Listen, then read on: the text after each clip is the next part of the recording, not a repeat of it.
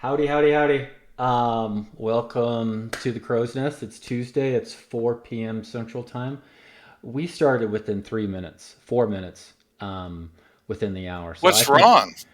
that beats what's wrong. What's wrong with this? You're What's just making wrong? us look bad on Thursday night. Ah, That's all you're doing. Yeah. Just all that. right. So here we go. I didn't get to introduce anybody, and they're already talking. So hello, this is Clever Crow. Michael here.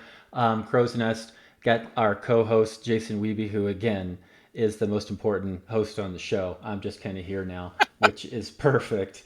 And then our special guest this week is the head of the snake himself, Mr. Ed Pugh. A round of applause for Ed. Thank you, Yay! thank you, thank you. Yay. Welcome, Ed. Thanks for joining the show. Thanks for overcoming any technical obstacles that there were to get onto the crow's nest. Hopefully, we're going to Well, have a thanks nice, for having smooth. me. Oh, yeah. I've been wanting to have you on since, I don't know, very beginning. I'll say that at least. All right. That's nice. So today we're going to be talking to Ed. We're going to be trying to dig into all the stuff that he won't talk about on Reaper Live and get into some details. I'm going to continue work on the Sea Giant from Reaper Bones 5. So this is part of the Dark Depths expansion. You've seen me working on it for, I think, the last couple of shows. I had to take a break and finish up the Asian Dragon, which Ron showed off on the Reaper Live last week. So we're just working on that, and probably today I'm going to be working on the texture for the cloth and whatnot. So yeah, it's a great piece, Jason. Jason Wiebe sculpted Oh, this. thanks. This is freaking fantastic. Air is Well, way too much detail. well, Izzy packed a lot onto that piece, Yeah, and and I did the best I could to follow her lead. well, just because Izzy drew it doesn't mean you have to sculpt it in. No, there's some Yeah, editing you have to do, but yeah. There's some more editing. often than not. Yeah, yeah. We won't. I haven't got to that part yet. If you can see, I'm still working on that. A little But Ed, this show's about Ed. the show is about Ed. So Ed, how are you doing today? What's new? What's going on? What Oh, we're can? good, real good. Yeah. Just running fast. We finished up our health insurance. Let's see. They've got all of those things done. We got the Audrey, the paint machine back, so we're getting Mm-hmm. it set up and online. We've had a bunch of paint, more of a warehouse find slash old stuff. But anyway, they bundled it all together, and it was flying out today, so that was good. So everybody was busy. Um, Those are those grab bag things, right? yeah, the grab bag stuff. Yeah.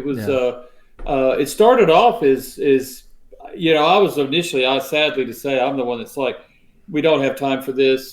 Just get rid of it. And next thing you know, Lauren's saying, well, let's put them in a grab bag. And then they say, well, we'll do the grab bag this way.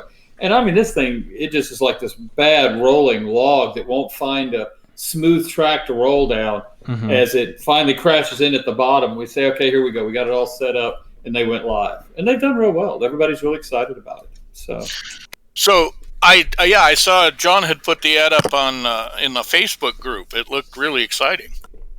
I'm sure yeah, a no, lot of people are going to get in on that. Yeah, no, it's really amazing when we do stuff like that. We have these warehouse finds, and that's part of the show 100 coming up. Is we're still looking forward, have found on just a lot of stuff with all this cleaning and moving. I'm just amazed at what we're finding. It is in a weird way. It's like a cardboard box version of that last scene in Indiana Jones where they put the ark away, and you've got all Right. this stuff there. But you And get to go backwards all through it. That's That's true. fantastic. Any fond memories surfacing?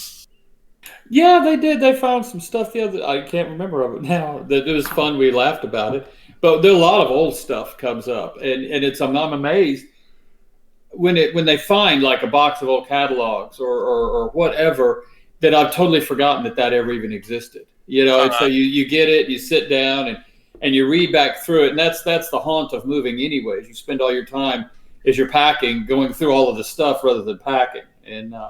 But yeah, we're just continually finding stuff that are just like going, oh my God, type of thing. So well, what's your feeling as you look at some of the older stuff you're finding? What's your feeling about how far Reaper has come? I mean, I've known you for 20 years, I think. Uh, and I know how far I think it's come. But what's your feeling about it? It's, in some ways I look at it and go, oh my God, we would have never thought this, those kind of thoughts. And in other ways, I'm like, we haven't changed 5 minutes. And then other ways I look at, how much we've changed the industry and how much we have changed ourselves. And which that's probably the part there that you start looking around and going, oh yeah, that was this is there because we did X or something. And so I think we've had a big impact on the industry, and I do like going through the older stuff. But I'm always really a forward-looking person. Yesterday is just a memory of when I'm rocking on the old folks' porch or something. Sure. Is what's happening tomorrow, and that's where I like to focus. So there's time to reminisce when you're retired, is what you're saying. Yeah. We could do that. I mean, as long as I can find Ron and talk over him, I'm a happy man. That's yeah. Well, that's good. We're missing Ron. We should add Ron on this show just as a foil, I think. Yeah. yeah. Just so you could talk over him. So you mentioned Audrey, which really brought me to one of my main kind of ideas or thoughts that I wanted to talk to you about was the paint line. You guys started off as a miniature company, and that was the prime focus. And I remember when I got back into the hobby, it was, there's this Reaper company. Damn it, I just moved from Texas. I lived in Louisville. I went to high school there, and here's this company there. And I saw your miniatures, and I grabbed them. But then the first thing I asked for was Poly S paints. And of course, they laughed. They were like, by the way, stop eating that lead. And no, they don't make those anymore. But then I saw the Reaper Pro paints. What was there something that drove you into getting into paints and not just staying into miniatures? Because a lot of companies just stay in the miniatures part. What was the part that got you into paints to begin with? More or less, it was just an opportunistic ploy. We had not set out. We owned a paint line, which actually two paint lines that we had formulas for. Well, the old heritage ones that came when we bought all of that stuff up, and we could poke through that. And then there was another line, and I'm from Genesis. And but what happened is overnight, I had this sort of wind. I mean, you're talking in the industry, and I realized, well, if this company does what they say they're going to do, they're not going to have this paint line, and on and on and on. So I said, guys, let's just go do it. So all we did was just recreate. We just created a paint line, and we just got formulas out of the old heritage and out of the Genesis, and Al created a lot of stuff. And we just threw it out there, and we followed just sort of at the time that standard, just put it in a plastic pot with a plastic lid and throw a label on it and get it out there. And we pumped all that stuff out of, if you've ever been to Wendy's, is the last one I know that uses them, or Five Guys Burgers, those ketchup pumps or condiment pump. Yeah. You can actually, the professional versions of those will give you a cylinder that says you can pump 3/4 of an ounce or an ounce or half ounce, whatever you want. And that's how we pumped it all back then. And it did okay. I mean, we weren't setting the world on fire, but what did do it is literally overnight, we were one of 2 paint lines left on the planet, because there was Global that was doing a paint line up out of Canada, and they were all of a sudden gone. And then Raupartha had ceased to exist. And so their paint line was gone. Then there was another one out of England, and I don't think it was Bob Watts' company. Anyway, there's another one out of England that all of a sudden ceased to exist. So it just left us and Games Workshop. And so that's really, at that point, really people started to focus and pay attention. So that's where we got Pro Paints going. And then what happened there is once we got into the paint market, we realized just how much it was changing. And around us, painters were now, the internet was creating this whole ability for painters to communicate with each other. I just remember seeing, there was an Origins crew I'd always run with, or a Gen Con crew of people I'd hang out with that were painters or whatever. And then all of a sudden you've got, the internet is pulling them all together, and all these little, I guess rooms on AOL or whatever it was. And I could see, we all saw that it was changing. And then actually a big contributor to that was David Doust. He he was graduated, he'd gone to school over in England, or in the UK, as near as I understand it. I'm not a Doust expert, but while he was over there, he had discovered obviously Vallejo and New Wave miniature, not New Wave. What was it called? Confrontation. Those figures, and so he brought that back over to the U.S. and sold it to mainstream distribution. Vallejo was really centered around their art supply company and their historical line. And all of a sudden, here you go, and it's paint drop bottle, paint droppers, and here, look, he had Jen doing a lot of his stuff. So we've got these even girls do this. It's great, and they're doing these incredible paint jobs. And he was really a driving force behind starting to change that whole idea. And so in turn, Pro Paints had to go away because it was not really an adaptable line. We had to sort of start whole cloth, and then we went back to the Master Series. And like most projects, I'll put out a set of parameters that if we're going to do this, these 2, 3, or 4 things have to be true. And that's what we did. And Ann knocked them all down, just checked them right off, and got the line going. Yeah.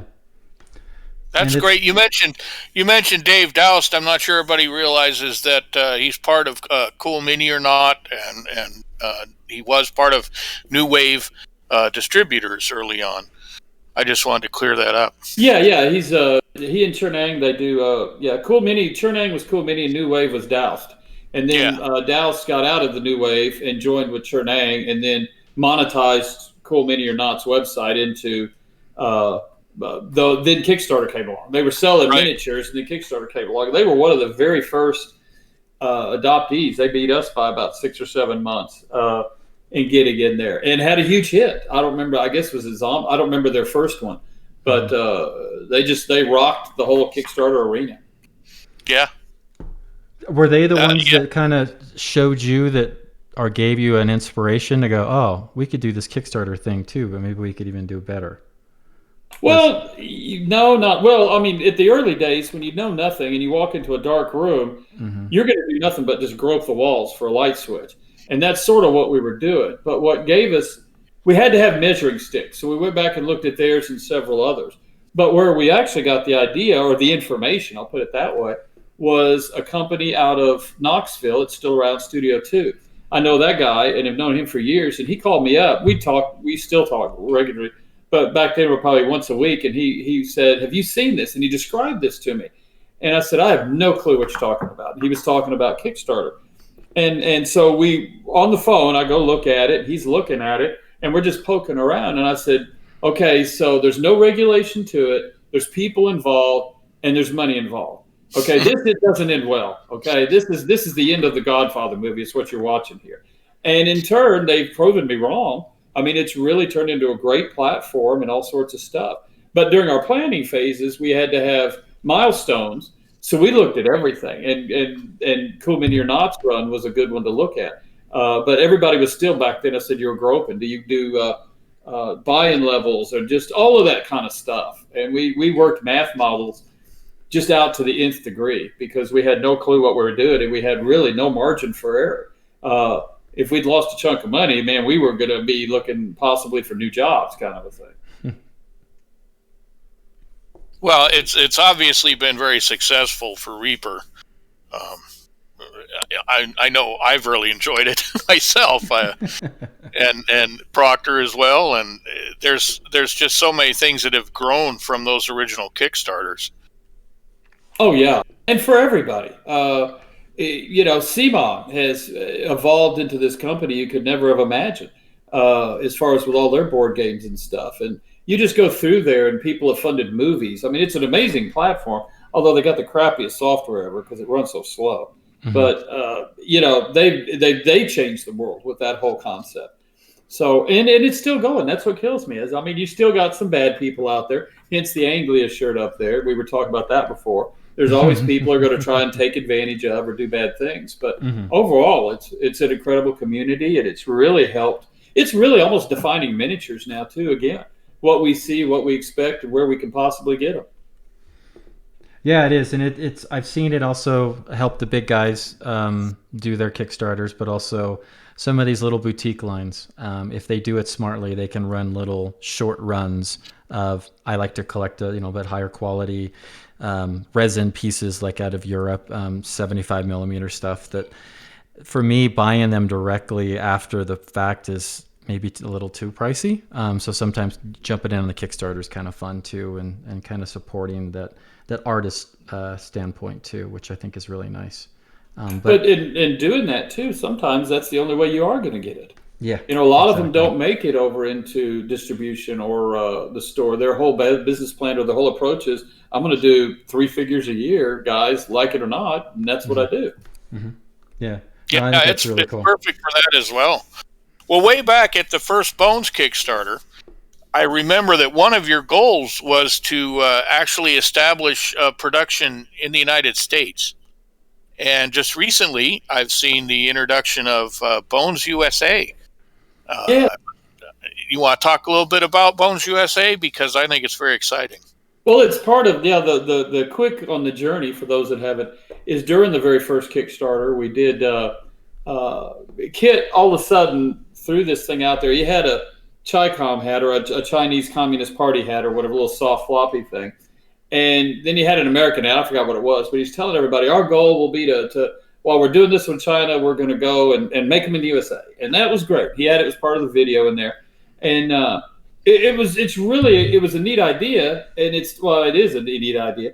It's just the implementation was so much more than we could have conceptualized with the space and the requirements, and we just went on and on and on, and we've made huge inroads on it. But here in the last, I guess this project's been going on about 18 months, we started down this road of this Bones USA, which is a thermal injected plastic. It's not resin, and it's done there at the shop, just like everything else. We got tools and the whole bit, and we just accelerated it. We purchased some property, we got a place to keep the tools to do the production, and that was really what we were fighting before. But it's really nice to get it for a lot of reasons, the main of which is back to being able to more or less control the ebb and the flow of the product.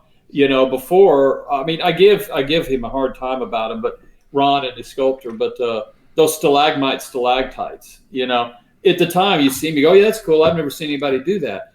After we did them, I said, well, now I see why no one ever did them, because they just roll over dead. Yeah.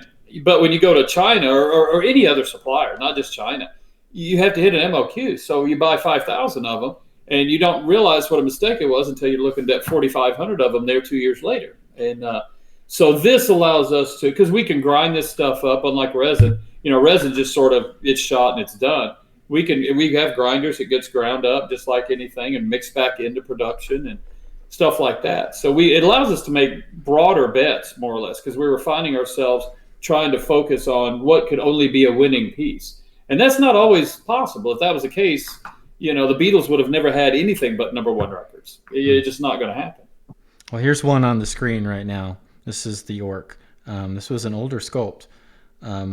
Did you take the metal mold or did you take a metal master and redo and make a new mold for Bones USA? Bones USA is all new tooling. And so in that particular piece there, Kevin gets it and they reproduce one into what we would call a new master. And then we process it from there. You have to still make enough of them to burn them in, and, to do everything that's got to have happen to the tool. Mm-hmm. But it's a mixture of older technology. It's a mixture of new technology, all sorts of fun stuff. What do you think of the properties of Bones USA as far as conversion and that sort of thing? It's funny. That was part of why I was running late, which is no surprise to get here. That I got caught in the parking lot for that discussion. And James Wapple, everybody knows James Wapple. He declared him as your perfect miniature. And what he defined it as is its ability to file it. When you're filing it, it files like a resin. It doesn't get muddy like styrene wood. It's got some flexibility to it, so it's not super rigid like resin is, but it's definitely rigid enough to paint on. It's going to resist your brush. If you're wanting to put little tiny details and stuff like that on the edge of your sword, it's definitely rigid enough for that. Plus, too, it holds its shape. It's not going to be floppy or anything like that. But the detail is incredible that we're pulling out of it. I'm learning. There's one here. I can't think of his name.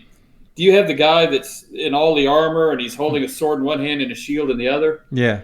That guy. Okay, yeah. He's got okay. Look there under his shoulder up a lot. Yeah. Okay, there's actually fur there. Yeah. Okay, do you see that? Now, that fur is not on the metal. You won't see it there, and on the Bones Black version of it, or I think on the Bones version of it, it's even less there. And then all of a sudden we popped that. I was looking at that going, oh my God, I didn't know there was fur there. And I went back and looked at the Masters. Oh yeah, the Masters had it. Here's the key thing too. Bones 1, when there were some hooded figures and that had a face buried in there, you kind of lost the face on Bones 1, on original Bones. This face is so crisp and so nice, and I would hazard a guess it's as good as metal, if not a little bit better. And why I like working with resin, and I'm sure Wapple said the same thing. They are so much easier to clean than metal, quicker to clean, sharper to clean. But this is it's the same cleaning process for me. It's like when you're cleaning it might as well be a resin piece. And it's nice. And also, I don't know about gas or anything. You always got to be a little careful with resin and its off gassing. I don't know if that pertains to Bones USA or not. These don't smell like when you scrape them off like resin pieces do. So right, because they're heated. It's actual thermal injection. Yeah. It's not mixing chemicals that are going to go hard and then, like you said, continue to gas. Mm-hmm. But I like it. I haven't got a chance to paint one yet because I've been working on other stuff. But they're great and they're super easy to clean, and I really enjoy. They are a little flexible. I can do the tail a little bit like this, which is good because sometimes with the hard resin, it's so hard and crisp that it's so easy to break, and that's the one drawback for me from resin. If I'm just going to compare resin to metal and take this one out of the equation, resin is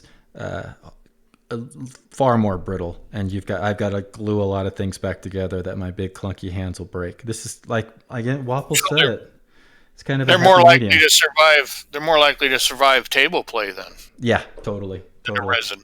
Even though on my example I did break off the sword while I was goofing around with it, but they're easy to glue back together. I just haven't done it. But they're great, yeah. And you're gonna have mold lines in anything that you do.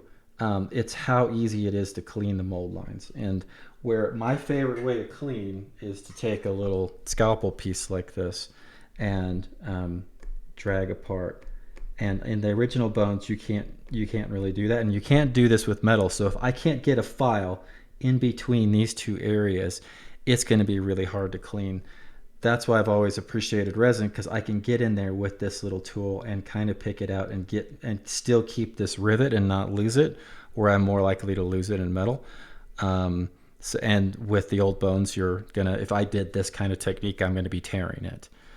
So it's a great alternative, I think. It'll be and we went through all the tests. I left them out in the cars in the middle of the summer, a box of them, and we would go back and check it and lift it in the sun, and nothing weird happens to it. It takes every primer we could throw at it. It didn't, there was, like you said, since it's not it's a thermal injection rather than something a chemical. So yeah, it took all of that. It glues. I mean, the super glues, so converting on them would be easy. You could drill and pin them real easy, just like you'd be used to with metal or resin. And you can heat if they are bent, or you do want to reposition something. I did do the hot water test with them, and it basically responds like resin does. Where if anybody knows the older Bones, they might not. You could bend them with the hot water, but they may not stay there. These are going to stay where they end up. They're going to have their new memory. They're not going to go back to their old where they want to be. So I like it. I think Wapple, that was a good marketing term he created for you. So that's perfect.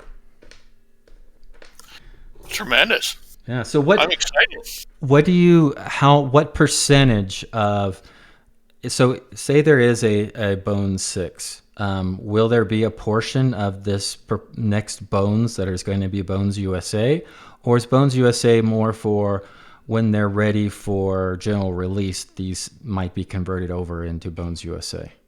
Well, and since I'll love to say this because it's going to haunt me, I know, is one of David's edicts, Brother Dave, was when we got down this new cycle and we started putting the machinery in and the tooling and all this kind of stuff, is he wanted it planned for us to do Bone 6 in this material here in the USA. That the only thing we would not be doing would be the larger stuff, because we're focusing on, which would really be about 70 millimeters and less, 2 to 3 inches in height. That's anything above that is not what we're dealing with right now. We're just not even going to address that. We're going to focus on that and smaller, which there's so many others. And that's the preponderance of a Kickstarter. So production space is being allocated. They just got through running all the plugs for everything to get more equipment, machine, whatever it would take to get it to run. That's the plan. And it does look like we can do it. We're right now in the process of figuring out packaging, how to package it. That's a lot of, and those all start with just general discussions. Dave will have an idea. Ron will have one. I'll have one. Some are like my idea. Well, let's chew a lot of gum and we'll stick them all together and make them into big balls, and that's what we'll ship to the people, or something. And then some of them are more grounded in reality, and so it goes from there. But that would be I would like to see a huge part of 6 be this Bones USA. So who has to take that piece of gum after you've all chewed on your individual pieces and merged them together? Who's got to chew on it at that point? I didn't think of it past that. I was just sort of like, well, we'd have to wear gloves, and then we would use that to stick all of them together to put that in the packing box. So when they got it, none of the figures would be broken because they're all suspended in the gum. They just got to get them out of the gum. Yeah, that's a lot of gum you got to chew. That's a lot of chickle trees. Wow, I hadn't thought of that. Never mind. Go ahead. Well, you have room on the back lot, don't you, to make your own little chewable rubber plantation? Yeah. That's true. We got a high school across the street, so I'm sure we could probably get a lot of cheap labor and good teeth. You're set. Look at that. See, people say you're a visionary, and I often wonder, but it always comes together. Even blurred vision gets it sometimes. That's true. Man, Ron is getting trashed in the chat. Is he really? Yeah. I think Gene's all over him. Oh. Yeah. Yeah. I haven't even been looking at the chat at all. I've been trying to paint on something. Ron is the official Reaper gum chewer. Well, there you go. Yeah, well, you got like you said, the high school. You can go across the street at night and go the desks, and underneath the desk will be all the gum. So I've been impressed on the larger figures with the Bones Black. You mentioned that there'll be a lot of Bones USA stuff if we do Bones 6. Do you envision using Bones Black at all on some of the larger figures, or even having larger figures, giants? Oh no, there'll definitely be larger figures and dragons and all of this. And at that point, it's just really the preferable material. When you get to that huge, like any large dragons, just sure. The old school PVC is really a great way to do it for the weight, for the care, for the drop. I mean, just that's the way to do it. And you get to that other size for Bones Black, and we'll just have to see really which one would work better. Well, that's neat that you have a whole variety of things, of resources that you can use. True. There's never going to be a magic bullet that does it all. I was waiting for a magic bullet, though. Mm-hmm. Yeah, you and me both. It was Gene, in fact, that sort of popped my bubble with that. I was going, we're going to blah, blah, blah. And he goes, well, there are no magic bullets. Just another bullet in the chamber. I was, oh, whatever. Yeah. Gene's like an Eeyore sometimes. Wow, Gene, there goes the bus right over you. Did you well, we're just throwing everybody under the bus. So, regarding the Bones success, I mean, we deal mainly with Ron. I deal with Ron mostly, and so do all the sculptors and stuff. How much, and this might be painful for you, Ed, but how much involvement or Ed's success has Bones been due to Ron and Ron's ideas and Ron's concepts and Ron's organization? Oh boy. Oh wow, that's a load. See, I pulled the pin. I pulled the pin and I threw it out there. Now it's up to you. I'll go jump on it. But I have to put that back slap in there that Ron always loves. I throw out there, which is I would say 100% is his, because he's pretty much after figures 200 or 300. I don't remember where I left off as far as the creative side. He took it over. Yeah. So everything you're seeing there is Ron's image and imagination of whatever you're seeing. Kind of a thing. So a big part of it there would be Ron. And but I also sort of have to, the backslap of that is we all make suggestions. I go, Ron, I want to see an X, Y, and Z. you'll get the eyebrow. You'll go, yeah, we'll let me think about that, or we'll get the, yeah. And then after the thing's over with, I go, hey, that's awesome, but it never made it in there. Yeah, well, yeah, no, So, That's a good imitation. Is there, after all these figures, is there a figure that you're still looking forward to doing? Is there still a picture in your head of something that you'd like to eventually see done? There is. Rod and I were talking about it again. I'd like to go back and revisit the first 4 models, those Reapers of the Apocalypse. Yeah. That Izzy drew and Kerr sculpted. I mean, they're very dated now. The concepts are still, I like that. But the sculpting's is very flat, very, 1990s look into it. So I'd like to revisit that, and possibly even on more of a larger scale, kind of a thing. And it hasn't gotten past, I haven't seen art for it or something like that, but there's always that idea. I'll get pictures and send them to Ron, and again, it's sort of like, yeah, well, that's just another fiddly bit figure out of Europe or something. He's always got some way. That's how we just communicate. It was with the back of our hand, not the front. Sure. So sure. How about you're saying he gives genre? As well as he gets? Oh, sorry. Are you saying he gives as well as he gets? Yes. Oh, yeah. Okay. Yeah. It's not an easy row for Ron around there, but it's not an easy row for him. But hell, I blew the day working on a paint labeling machine. There's about 1,000 other things I needed to be doing as well. So. Yeah. All right. Sorry, Jason. Go ahead. Oh, I was just wondering, we talked about figures you'd like to see. How about genres? Is there anything that you've been tossing around in your head as far as genres that you see as being underserved? Yeah, yes, in a way.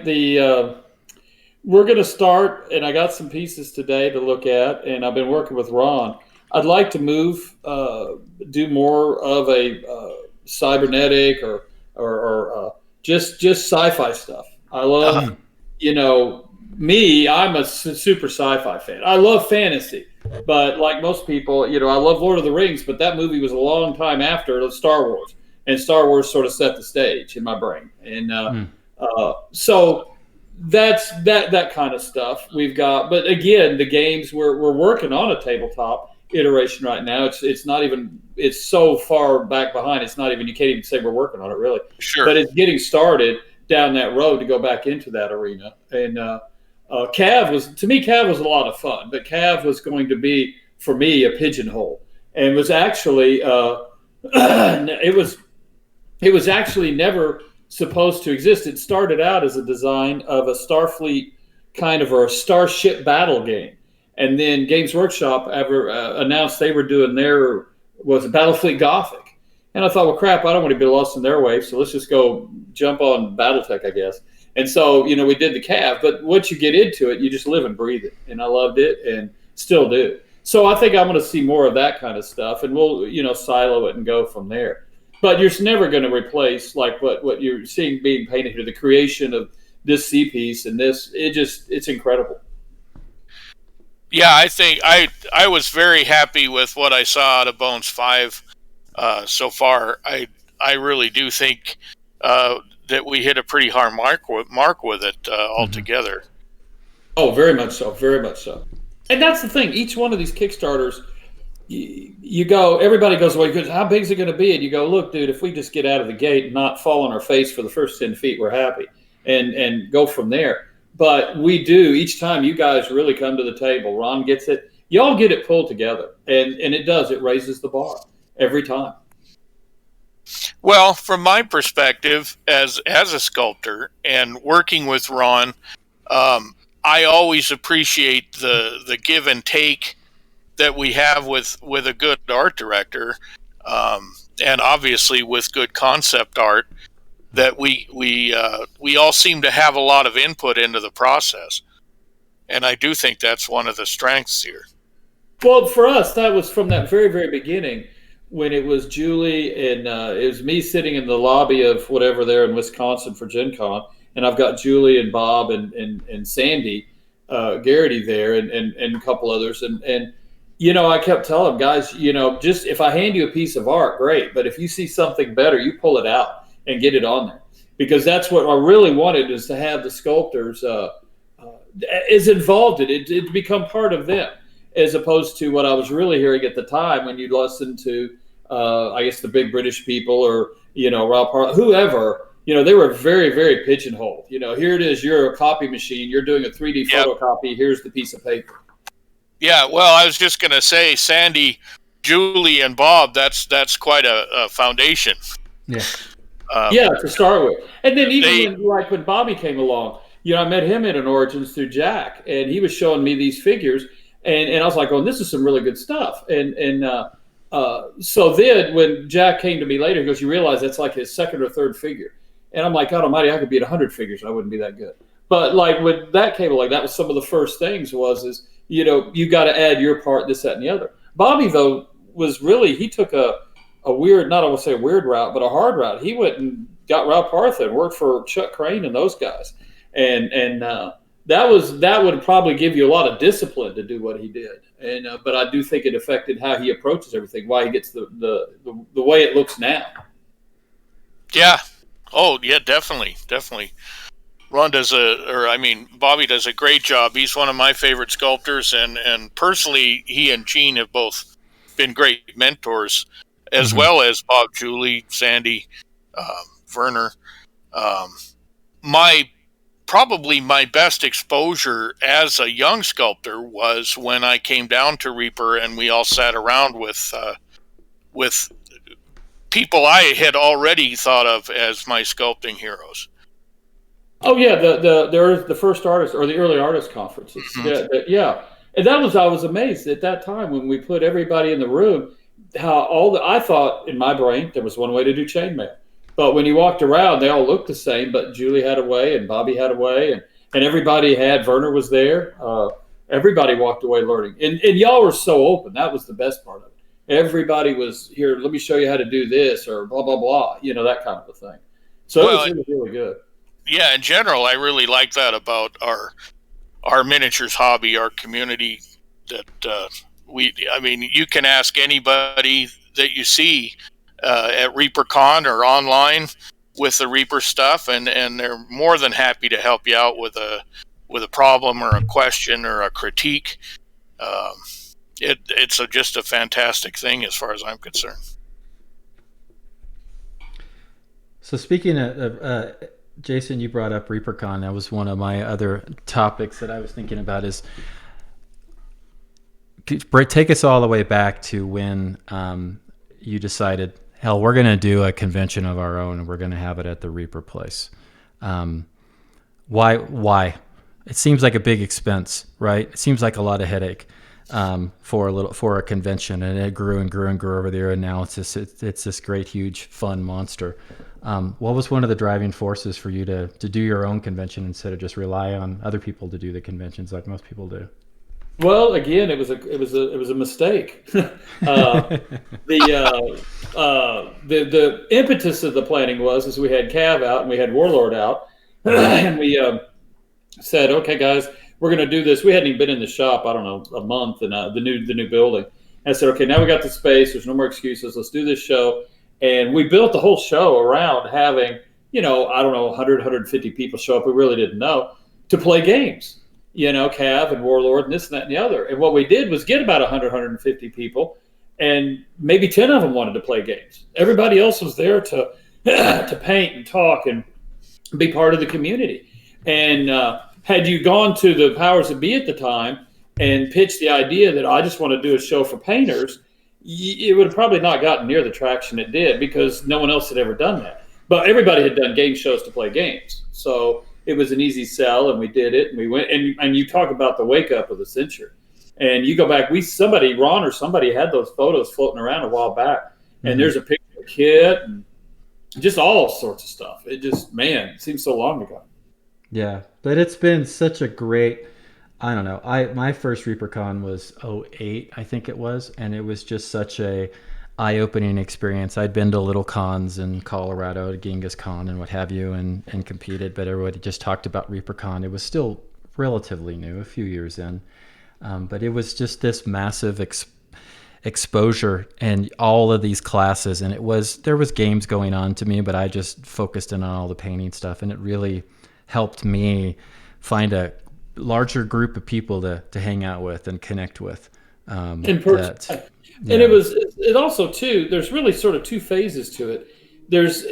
I joke, it's the early Reaper cons were like a con designed by accountants, because every aspect had to have a monetization value and a function. And it was always the cheapest place we could rent, this, that, and the other. Where it really hit its stride is when Ron and Adrian got involved into it very heavily and did that first one where they did the theme of Lara Croft, and covered the lobby with all of this rock styrofoam tile and on and on and on. And now they are really, that pair there is really your driving powerhouse that took it to where you see it now. Because right off the bat, Adrian was like, hey, this is fun. We're doing it at the shop. We've done it here, but this isn't, we're through with Green Acres. It's time to move this act on up, And how was it the first year that you did a painting competition, or did it take a couple years to start that? Oh, 2 or 3 years. Yeah.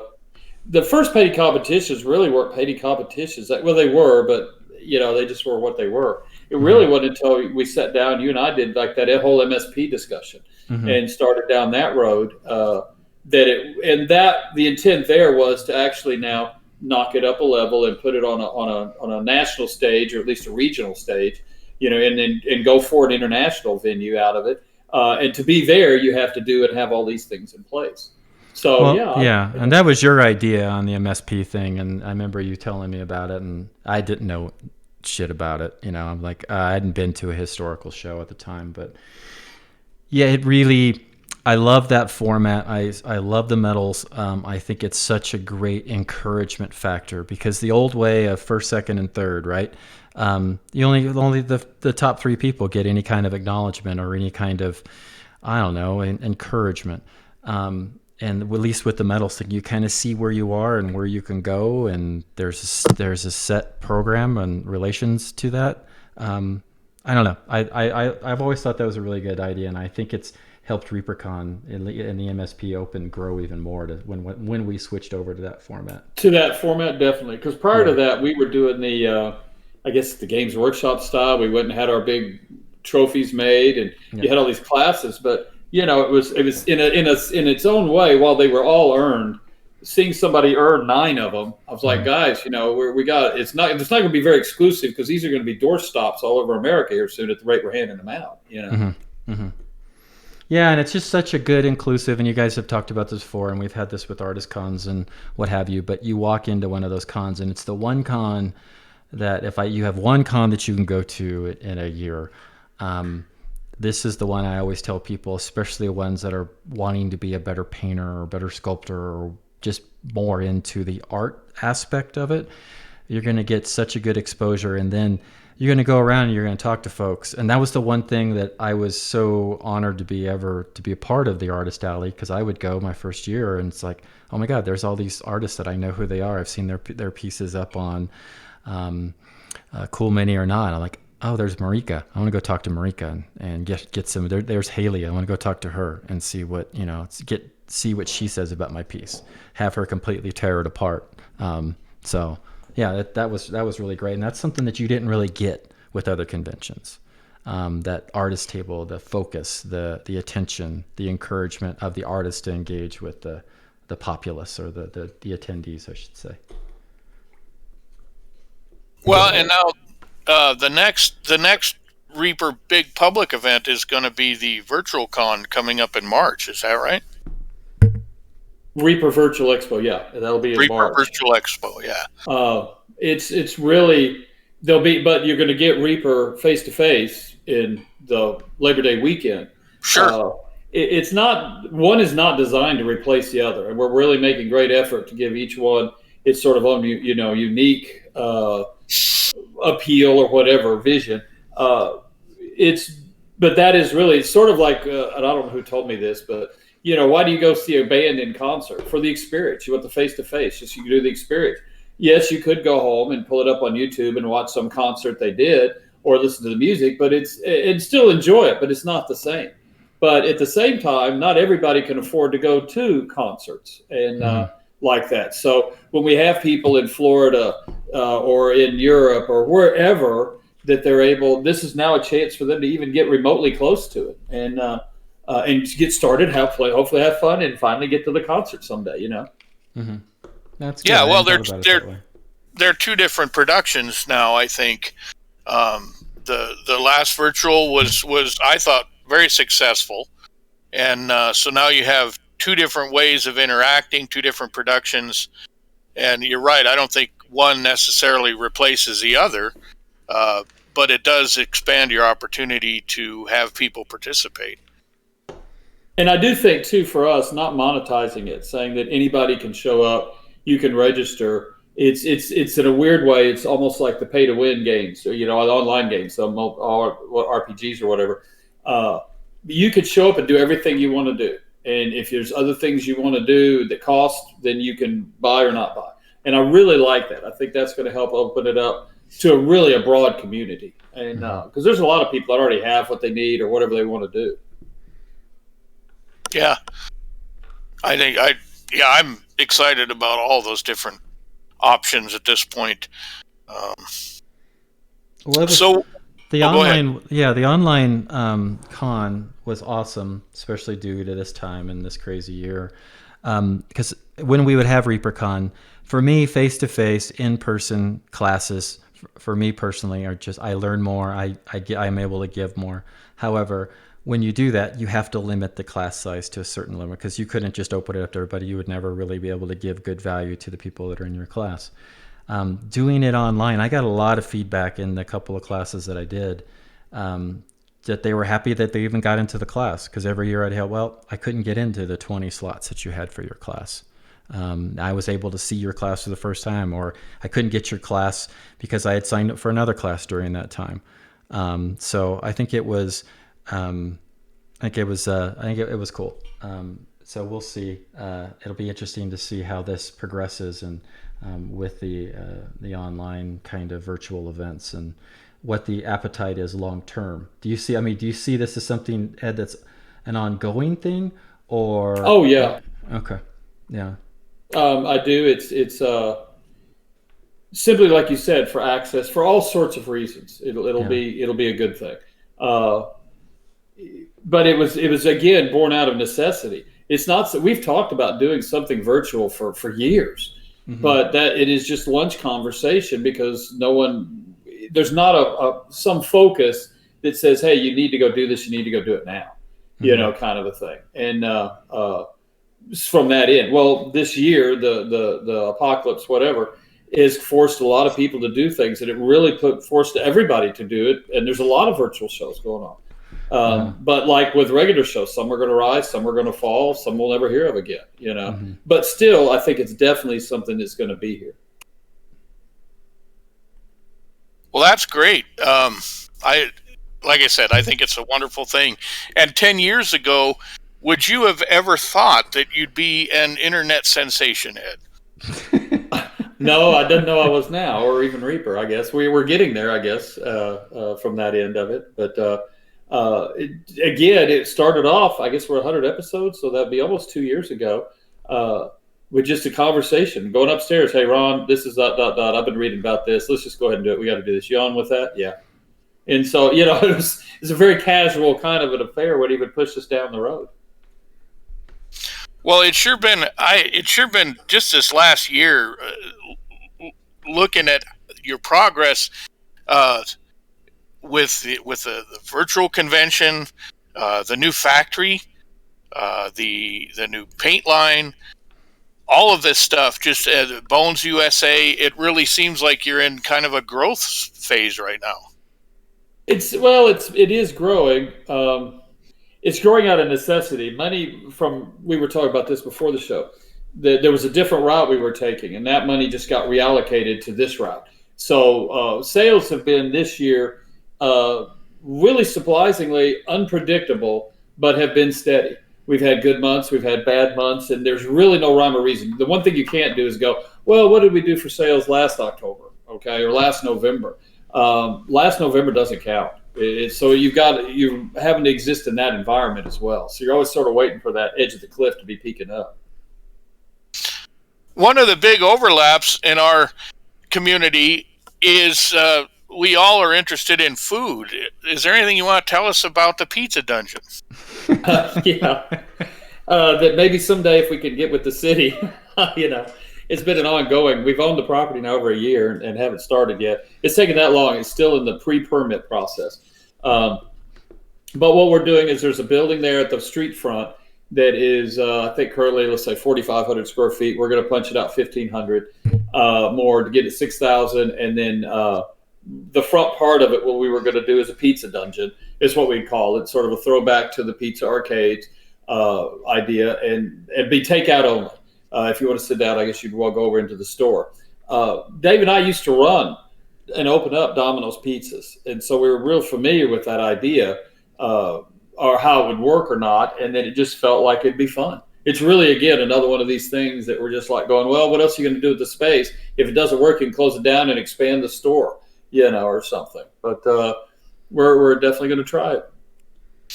Well, it's definitely kind of an asymmetrical leap, I think, from a miniatures factory to a pizza joint, but I think it's going to be a great one. I mean, you'll have it right there on site, and you'll still have your game store. How do you envision being able to ship the pizza around the country? That's the other question I had. Well, Right. it's funny you'd mentioned that. I don't know if we can, but Lou Minotti's up there in Chicago has a huge I know online Illuminati's. shipping. Yep. Yeah, so I figured if we had to learn, we would just go order some of theirs and start looking, do it the Reaper way. Just sort of look at what they're doing, take it apart, see if there's, if it's something we even want to mess with. So someday we might get pizza, paint, and a miniature all in one box. That's going to be tremendous.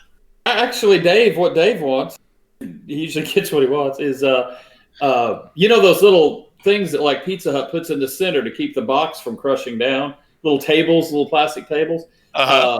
Dave wants, we're going to use a Petey the Dragon in their little statue that would be able to hold that box up. So even you'll have pizza in miniatures long before you'll get the paint part.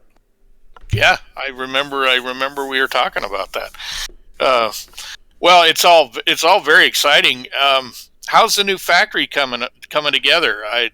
I watched, I think, the last Reaper Live, and I get some updates there. But any new things since last week?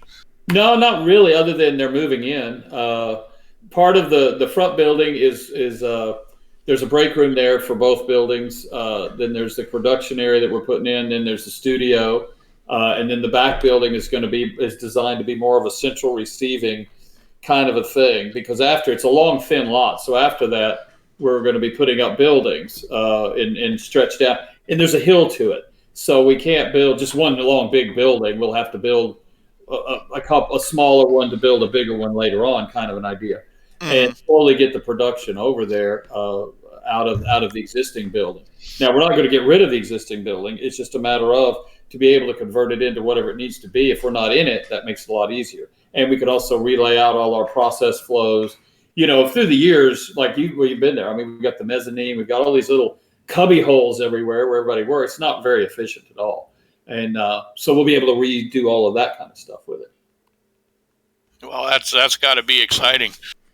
It's got to be really exciting. As a matter of fact, the last time I was down there, you hadn't even really broken ground. We went and walked the property. I think I went in the building that had been there prior. But we haven't been able to travel around much since then. So it's going to be fun to see when it's all finished. It will be, and it's being built. A lot of what we're paying attention to it too is for tours. We during pre apocalypse, we were doing a tour a day, and definitely John can tell you, but there's a lot of tours. And so we were also setting the whole facility up to be more friendly to that idea, and having some fun with it. Like, I don't know if you saw in the pictures, there's a blast door now. It's not operational. It's there for a whole different reason. But rather than just put an ugly door there, I just flippantly told the contractor, I was just like, we'll just make it like a blast door out of Star Wars. And then came back a week later, and that's what he'd done. So that's cool. Great. Yeah. Well, if you're building a building, you might as well build it the way you want it done. Yeah, I'd have some fun with it. Yeah, there's a whole actual upper space to it too that it's just there for access. But the way it came out, it's got banisters to it or rails, and you could have a ton of fun up there, I guess, if we wanted to. But it's just not practical. But it's really they're coming together. It's going to be a lot of fun. Well, Michael has done a lot of finish work in his kitchen. I think maybe you could get him down there to do a little work. Yeah, you got to hook me up with the vaccine though, so I can come on down.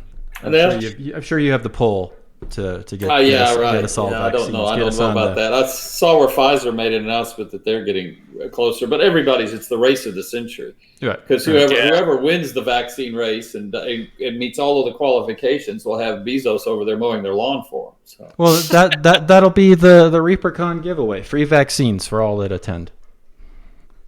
Well, that'd be fun. That'll be fantastic. What a great job. Hey, I wanted to show something off. And Justin, are you paying attention? Yes. I wanted to show you something. Gene sent this to me. Have you seen this? Ooh.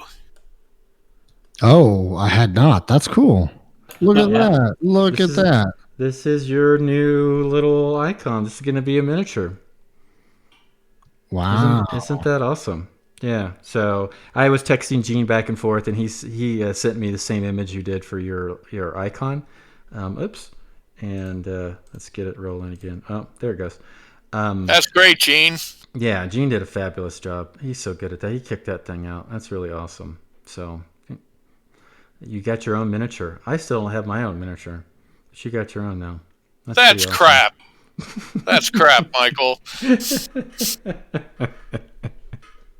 Ron's got there's a lot of people that have figures of themselves. Dave does. John Walker. Well, I have Dark Sword miniatures that are of me, or my pets, but I don't have anything that's Reaper.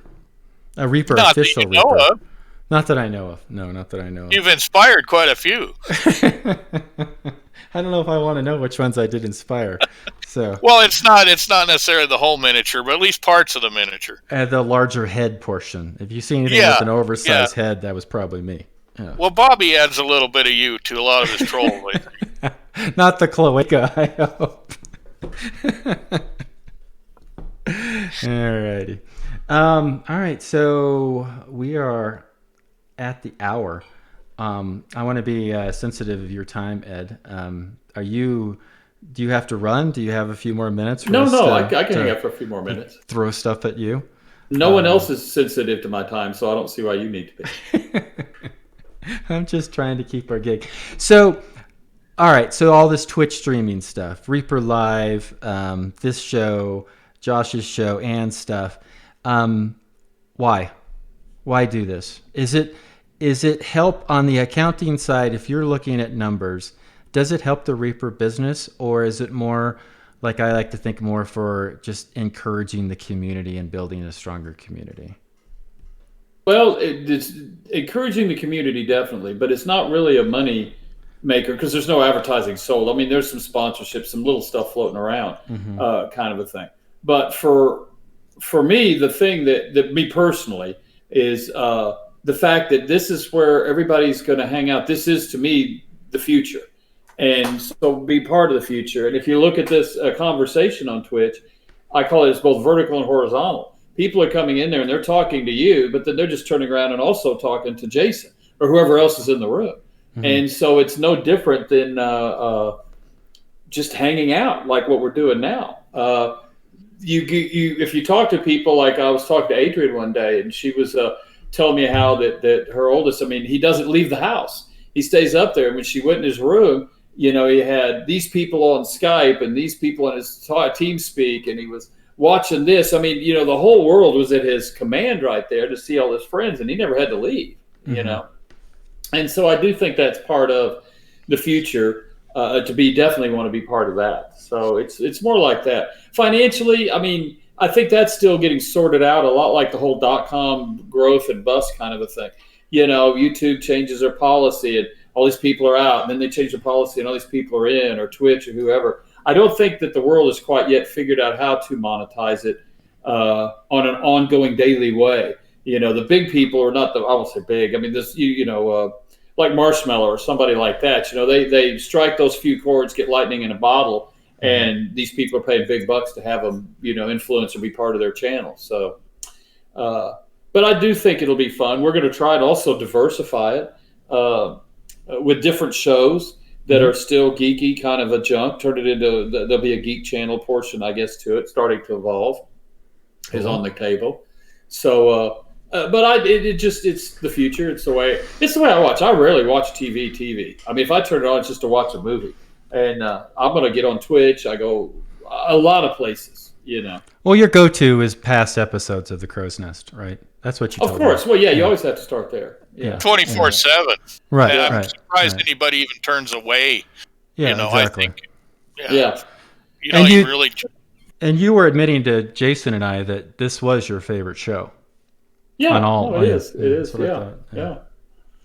That's good to know. It is. Because no one complains when I'm here talking over you. It's we always go back to the fall. That's true. So no, I really appreciate you guys giving me the opportunity to do this show. It was when we were down last year about this time, first part of November into October. We were doing a Reaper Live, a toolbox or something, and I think you and Dave asked me, "Would you like to do this show?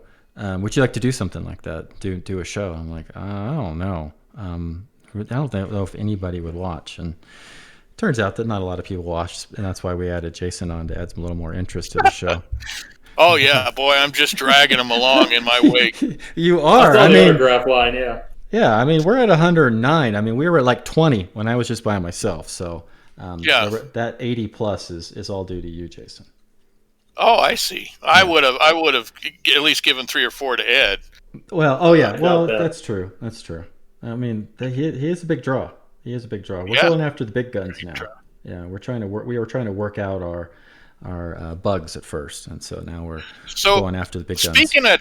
Speaking of Twitch stuff, Ed, do you ever watch our Reaper Errant game that we have on every other Friday? I have caught it. I have. It's when y'all were first doing it. I was doing it, but Friday night's our game night as well, so it's a little hard to do that. My brother and sister-in-law and I play Age of Empire 2, and that's neat. And we've been doing that for years because it's just one that we just don't get, I guess, bored of, and so that's always a Friday night. So it's Wednesday and Friday night are the 2 nights we do that. So Wednesday night's Pokemon Raid night, so I don't do that, and Friday night I don't do I miss the errand. But I had a lot of fun doing that at the ReaperCon virtual. Yeah, I'd love to revisit that again. Yes. Yeah, that was a blast. Well, for those of you that aren't gaming with the Pughs on this coming up Friday night, we'll have another edition of Reaper Errant, and I'm really looking forward to that. Yes. And Ed, maybe one Friday, every other Friday, you could drop by and do a guest appearance. And I could do that. Yeah, we could. Yeah. I'll figure it. I'll get with Ron and figure out. Now, is Ron doing it? He's not, because that's their date night, isn't it? No. Yeah. I knew Friday was their date night. Yeah. Yeah. He ditched us forever ago. But no, definitely. I think that would be fun. It's always fun. If you're not gaming with the Pughs or hanging out with the Hawkinses, then you got to make sure and hit our Reaper Errant broadcast on Friday. Yeah. What time is that on Friday, Jason?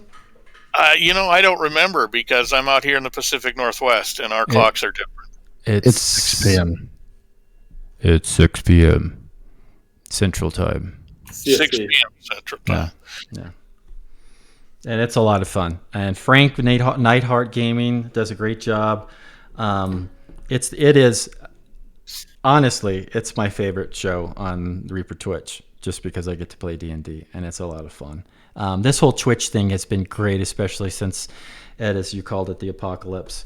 We haven't got to see each other in person in well over a year, so it's been nice to. It's a second way to connect, and so doing this show is super awesome. But actually getting to play D&D prior to the apocalypse, I don't know if we ever would have all agreed to do it, But we were right. Again, it was another sort of forced inconvenience that became fun. Yeah, exactly. Forced inconvenience. I like that. Forced inconvenience actually became enjoyable. So, well, I think I'm gonna wrap it up. What do you think? I guess I've got time. Oh, you got time? Well, crap. Let's keep going. What do you got? Let's talk about cars. Yeah. Let's talk about cars. Cars. So this was You no longer have this car anymore. No, that was a 1948 Anglia Mm-hmm. drag car, Mm-hmm. and I pulled it apart simply because it was. I finally realized it was just too unsafe to put on the roads. There was nothing between me and that motor but a little thin piece of sheet metal, and I had. And what would be funny is because I tuned this stuff out. People are going to look at you, but you don't. I'm not doing it for that. You don't think about that. But what would happen is I'd be going down a road, and let's say there'd be some girl, lady, or boy, guy, or whatever in a car, and they're wanting to turn right or whatever they're going to do. And then they'd see the car coming at them, and then they'd focus on the car, and at the very last minute, they go, "Oh yeah, I got to turn," and then they'd be right in front of you, and of course you're slamming on the brakes. And a few of those, sort of, I thought, I don't want to be in this when that happens, and so we pulled it apart. I don't have pictures of it, but the motor that was in it got a rework, and it's now in a blue '73 Camaro, and we've done for that. It's where that one is, and then and we just go out and tear up the streets with that.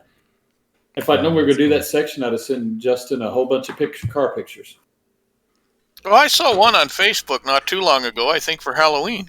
Yeah, that was the black one, the Z01. Yeah. And that was a fire suit. I've started, I haven't started yet. I'm in the training part of doing some road racing up here at a track that's local. And oh, neat. Oh, there's that. Yeah. That's the one before. That's where the motor out of that Anglia ended up in that car. And but so I had to buy, one of the things is you get a fire suit. So I got on eBay, or actually got with a guy, got on eBay a fire suit, and it's an old NASCAR fire suit. So that became my costume that night. And yeah, that looked great. And go, hey, I'm a NASCAR driver, When I first saw it, I thought you were wearing, like a tracksuit, and I thought, what the hell's Ed doing wearing a tracksuit? And then I realized it was a fire suit. That made all the sense in the world. Yeah. And then there's a bronze Camaro, an old one that was restored, and Dave's has got his restored. He's got the real beast, though. It's that, and I don't know if there's a picture of it anywhere, of that Yenko he's got. It's 1,000 horsepower. I mean, you even barely give it gas and your teeth are falling out, being shoved in the back of your head. This one here is only about 700. I picked up a red one not too long ago to do the road racing, a red Z28 from 2015. And Ron just saw it the other day. I had it up at the shop. So it's just fun. It keeps me out of the bars. So what's the road racing consist of? The two things I will definitely be doing is the autocross, which is where you've probably seen them. They put up the orange cones in a parking lot, and they have different tracks, and they get together every month, and this and that and the other. And it's all flat. It's a really, you're running against time. You're not ever racing somebody else. And then they actually have a track up here, Eagle Pass out in Decatur, that is a true road race track. And you would actually be out there. Now, you would run against time unless it was a special event, and then of kind of a thing. So you just get out and putter around, but it's got its turns and its corners and straightaways and everything. It just sort of, I thought it looks like it'd be fun. So I'd like to try it out and do it. But it's not something you just go, hey, I got a driver's license and do. I've got scheduled, I have to have equipment, and then I have to, as far as safety equipment, and then I have to go get training as far as driving, and I have to ride for a certain while, and then I have to drive with an instructor. In a way, it's almost like a really dumbed down way of learning to fly. They just don't go, hey, here are the keys, have fun, hope you make it off the runway. And, sure. And so it's that kind of stuff. And I don't know how much I'll get into that side of it or not. The autocross actually appeals to me more than anything, just because it's a lot lower key. Just show up, do it, have fun. But again, I'll try it. It's like when I got into shooting, skeet, and trap. I just said, "What the hell? I want to try it," and go down that road. So once you're sufficiently skilled, can we look forward to some dash cam video? Yeah, but you're probably gonna get that anyway. I'm gonna start putting those up because I get a lot of incidents or just stuff going on around the car. I'd like to start having dash cams because I've had people try and jump in front of you and hit their brakes and just do dumb stuff. And, yeah. And so I imagine you attract a lot of attention. Yeah, so and not necessarily from fun people. So I think we're going to dash cams anyway. Dave's wife's got one. She hadn't installed it yet, but I think we're going to be doing that anyway. And then again, if they're fun, we can always just turn around and clip them and throw them up on YouTube or whatever. I think that'd be a blast. I think that'd be also. I think the car along with the trap and skeet is probably a winner for me. that's something I'd really like to see. Yeah, no, we would we'll get down. I didn't stop because of the apocalypse, so we still have more cars. So if y'all get down here, we'll go riding again. Yeah, There we go. Yeah, fantastic. we need to do that. You did take me for a ride to go get shakes that one time in the old blue car, and that was kind of scary, but it was fun. Yeah. Just make sure Mike wears a helmet. Yeah, I need to wear a helmet whenever I go anywhere anymore. Everybody says I drive terribly. I don't think so, but that's what they all tell me. So Yeah, it has nothing to do with your driving. I'm just prone to hitting my head on things. Oh. Well, let's see. What else can we? So we got confirmation of Bone 6. yeah. Sure. That's going to be the jet. That's our everybody always puts that up in chat and everything. We got the Reaper Virtual, which Reaper John's involved. We didn't get a chance to talk about that. Reaper John is involved in the virtual ReaperCon. I forget what you're actually calling it. Reaper Virtual Expo. A Reaper Virtual Expo. So he's really had an expanded role and everything, which has been nice. And so that's that. What's the dates for that? Do we have set dates for that? March 5th is March 5th. I don't know if we've announced that yet, but I know it's that time frame. Okay. So that's cool. And then yeah, I went through all my questions for Ed. Everything else I think might be a little too in depth to ask him. He might feel uncomfortable asking on the air. Well, I still have some questions, but now that I'm thinking about it, I think it'd be better to have Ed on again. That's probably a good thing too. Yeah, I mean we can't just burn through Ed completely in one episode. No, this was just a light glazing. I think we really got to dig deep next time. Yeah. I mean, as anybody will tell you, I'd love to hear my voice. So just ask the questions and I'll talk. I don't know if anybody has to say it. You're the one that's willing to say it most of all. That's what you told me when I texted you asking you to be on the show. You're like, oh yeah, I love to hear myself talk. Let's get me on. Can we do it now? So that was your response, wasn't it? Yep. That's pretty much verbatim. Well, it is nice to talk to you after a year. We were just talking about we haven't really had a chance to talk for a long time. So this was tremendous. Yeah. And I can't wait. It's a crazy year, and hopefully 2021. You know, there was all these I've been looking up these little superstitions. You're supposed to eat black-eyed peas or whatever for New Year's Eve. Man, I'm gonna rack and stack every one of them that I can find, and just put all the mojo on top of that to get 2021 halfway off to the right start. You know, that's probably it. I had a can of black-eyed peas, but I forgot to. Well, I didn't forget. I had too much to drink on New Year's Eve, and I didn't eat my black-eyed peas. So, it was all your fault. It was. If for those that are interested in, and Justin, I don't know if you have the link. I made a TeePublic site for the Crow's Nest show that has T-shirts via all the art, the get under the bus art, Gene's Crow's Nest art. You can do stickers, you can do masks, you can do mugs, and one thing that if you purchase anything through the site, whatever we make, Jason and I make as dollars from those sales, we're going to turn those into merchandise, and we're going to have those as giveaways in the future. We'll probably be giving. Well, that sounds like fun. What was the website again? I'm gonna. It's TeePublic, and look up the Crow's Nest.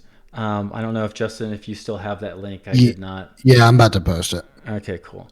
But yeah, post it up. Anybody who wants to throw it on there, we'll take whatever money's generated and make some stickers, make some mugs, make whatever that's more of a universal gift as opposed to a T-shirt, not knowing what size anybody. What size that? That's why, and we always on the Kickstarters, T-shirts kept coming up, and I said, guys, we're not in the T-shirt business. Right. I don't even want to touch that monster. There's the art that both Jason and Gene did really translated super well into T-shirts, and especially the stickers. And the stickers are a couple of bucks on TeePublic, and then of course you can do whatever you want to. I ordered a couple of stickers and shirts for myself, and they're in the mail right now, so maybe by next Crow's Nest. Oh, come to speak of that, next week we're going to be off. I have a previous engagement that I need to attend on the wife's behalf. So when she speaks, I need to attend. I was supposed to do this. We're going to the museum to see modern Mexican art. Neat. Yeah, it's going to be Frida and who was his name's escaping me. Who Frida was married to. He did a lot of communist-inspired kind of art. Diego. His name's escaping me, but those are two of the main artists, but a lot of different modern Mexican art. So both of us are very big fans of that. So we're going to go see that on Tuesday. We had to cancel. We were supposed to go Wednesday after I crashed my mountain bike and I couldn't move and couldn't walk for a few days there. So we had to reschedule, and it's for next Tuesday, unfortunately. But fortunately, we still get to go. So Dorita, Diego Rivera. Yes, that's it. Diego Rivera. Thank you very much. But that's what we're going to be doing. So maybe I'll take some pictures and stuff and see if I can share them on the show. Will we be back Turkey Week Tuesday? So don't have a guest or anything lined up, but maybe we'll do something special for Turkey Week. What do you think, Jason? Well, we're restricted on the number of people we can have for Thanksgiving dinner, so we're actually having a funeral for our pet turkey. You sent that in a text. Explain that to everybody. Explain that in the state of Washington. Well, we're being recommended that we're limited on the number of house guests we can have for Thanksgiving for obvious reasons. Mm-hmm. So some of my wittier friends decided you can have more people at a funeral, so they're having a funeral for their pet turkey so they can invite more people. Oh. Which I thought was a great cope. Yeah, that is. It's still having fun. So, yeah. Anyway, so Ed, thank you so much. Thanks for being on the This show. has been a lot of fun. Yeah, thanks for all the creation and everything you've done. I think Jason and I have done a good job today. We've done a great job. Yeah, so as long as you think we are, I think we're doing great here. But what a way to end the show. I know, right? Ed, is there anything else? Is there one thing that you were like, God, I hope they ask me this because I really want to talk about it. Is there something we missed? No, I can't. No. See, that's the great it all in more than I could have. Yeah. And can you tell we've had zero training in this kind of co-host? But isn't that what makes it fun? Yeah. Right? It is. I mean, is the fact that you muddle along and like you said, well, I'm afraid people aren't going to watch, but no, people come in and they'll watch. I mean, but yeah, I love the whole amateurish hour. Let's get in here and do it. Yeah, amateurish hour. I think that's the next name. We could rename this show, Justin. Well, if you're going to do that, then Thursday night our Reaper Live, it needs to be amateur Reaper Live. Well, as Ron's only said 1,000 million times, we're not paid professionals. No, not even close. Not even close. All right. Well, so we could just keep calling everything Reaper Amateur Hours or Reaper Amateur. Yeah. No. That'd be great. Well, and now this video is out in the interwebs forever. So thank you, Ed. Oh, I'm glad I could help. All right. Well, Justin?